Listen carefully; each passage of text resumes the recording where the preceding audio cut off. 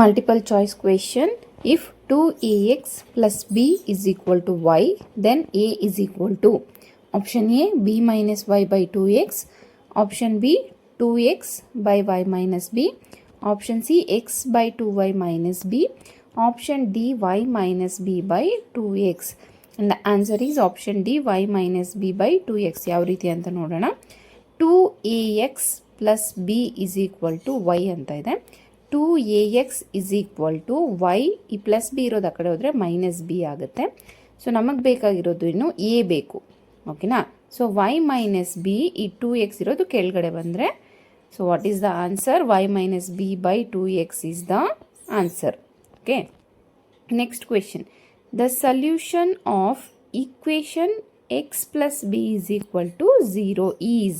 x plus b is equal to 0 ಅಂದರೆ x is equal to minus b. ಈ plus B ಇರೋದು ಈ ಕಡೆ ಬಂದರೆ ಮೈನಸ್ ಬಿ ಆಗುತ್ತೆ.